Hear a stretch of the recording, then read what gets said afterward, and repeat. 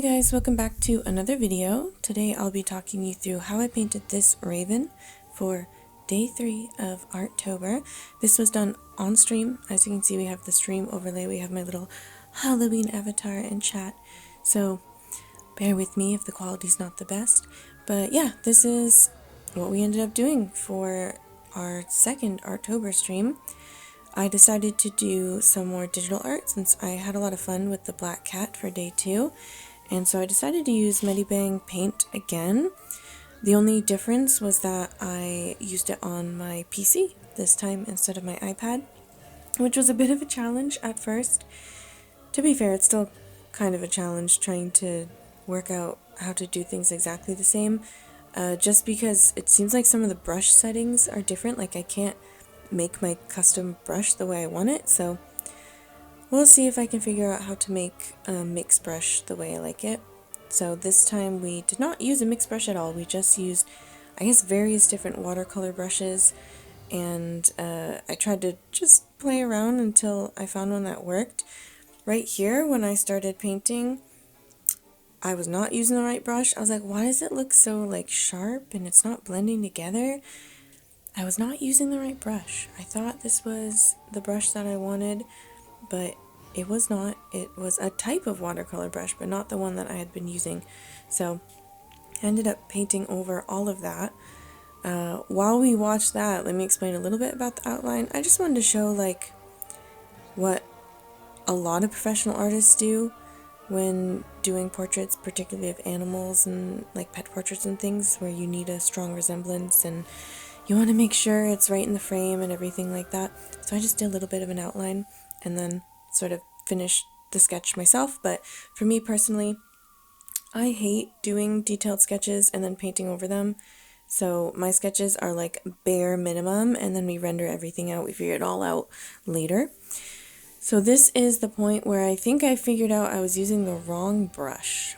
So I again was playing around with the different types of watercolor brushes and trying to move the mixing level up, or to I didn't really mess with the opacity too much, except for one point when there was like not enough shadow, but I didn't want to color over everything, like paint over everything that I just done and lose all the texture that I just made. You'll see that in a bit. So I did make a new layer and lower the opacity for that. But yeah, we were just going in here. I realized when I was rendering the head, or like I kept saying to myself and to chat, I gotta just lay down color, don't work on it, like don't do the details yet. And when I was doing the head, I was getting too detailed, and I was like, you know what, we're gonna do the rest black, like not pure black, but like one of the darkest shades of black that I can find in this photo, and then we're gonna paint over it just like we did with the cat. This had a lot more light, I think, or like I think the feathers of this raven were a lot shinier than the fur of the cat. So for the cat, most of like the grays and stuff were on the head, but for the raven here, it's like most of the body has some gray on it, so it was a little bit different. I was just winging it, pun not intended. Pretty sure I said that on stream too. And I ended up by the end I was thinking the head looked a lot more detailed than the body, but we ran out of time. I had to leave and go to work. So maybe I could have added a bit more detail to the body, a bit more texture, but the goal was just to lay stuff down and not perfectly, like hyper realistically paint out every little detail, every little feather, but to basically use brushstrokes to like emulate feathers, show the flow of the feathers, and give an impression that these are feathers. So again, we just kind of winged it. And I was messing around still, like throughout the whole process. I was like, is this the right brush? Is this the right brush? In on my iPad, on the like mobile version, the app, basically I have two brushes that I use the entire time that I'm painting. And one is one kind of watercolor brush that I've changed the settings for to make it perfect for me. The other one is what I call a mixed brush, which is a modified watercolor brush with no color payload.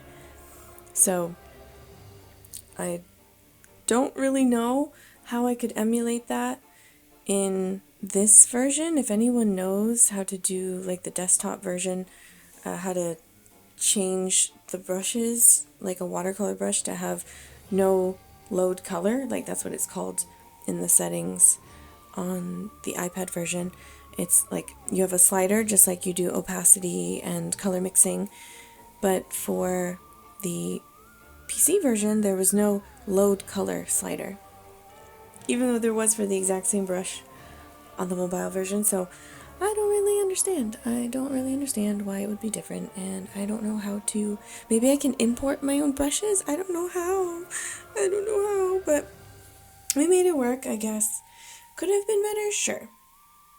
Sure, but it was a learning experience, and I think she turned out cute. For the longest time, we were trying to decide in chat, is this a boy raven or a girl raven? And if it's a boy raven or a girl raven, what's the name? We gotta name this raven, because I keep referring to them as like, oh, she's looking good, or he's looking good, or oh, maybe her wings so I keep doing that kind of thing while I paint animals usually. And I was like, man, I don't want to misgender this bird. Not that I think ravens care all that much about gender, but I was like, we need to give an identity to this bird, at least a name, even if it's a gender neutral name.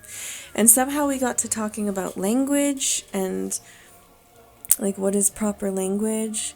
And as an English teacher who teaches English as a second language and also has a lot of co-teachers, like other teachers who work in the same place from many different countries who speak different kinds of English, basically I was saying you can say whatever you want. The purpose of language is communication. So as long as you can communicate what you mean, like it could be any sound really you want it to be. Language is made up. Language is made up by people.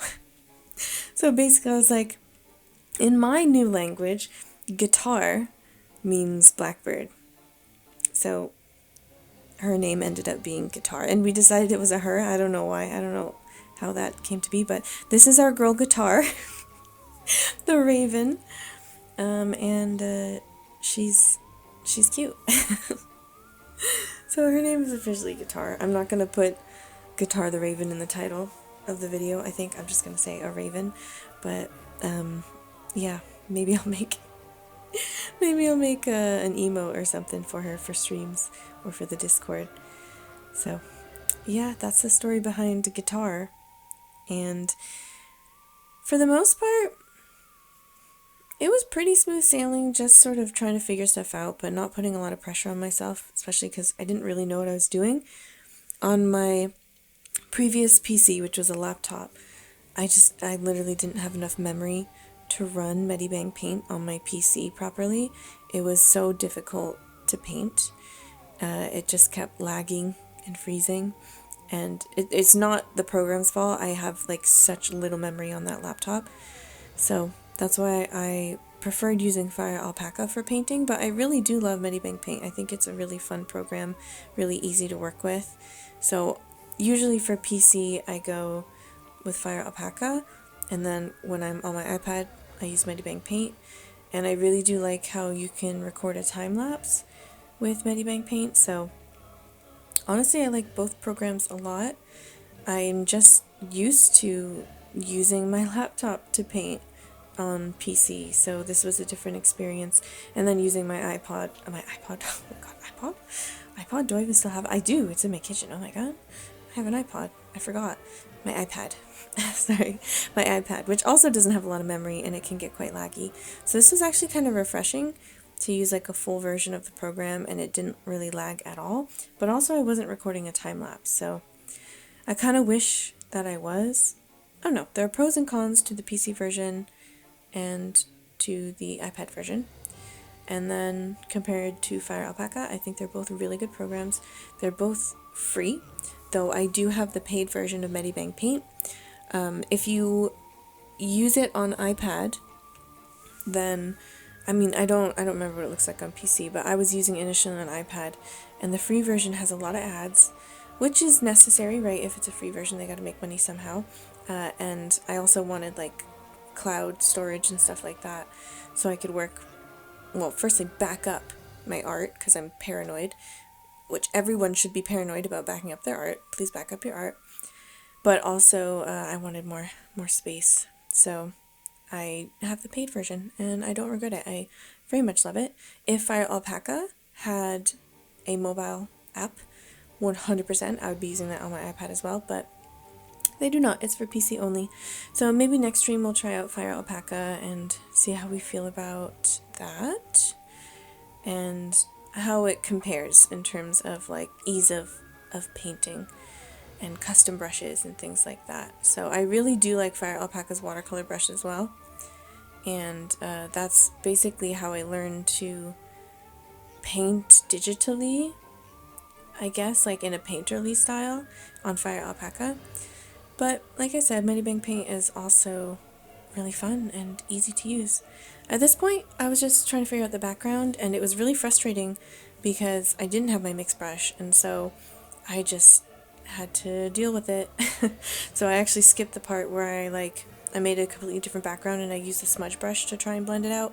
It looked terrible. I decided to just take a watercolor brush and turn up the mixing really high. And then I signed it, and a couple last minute details, like fixing my signature, and she was done. This is our girl guitar. Thank you for watching. I'll see you guys in the next one. Bye!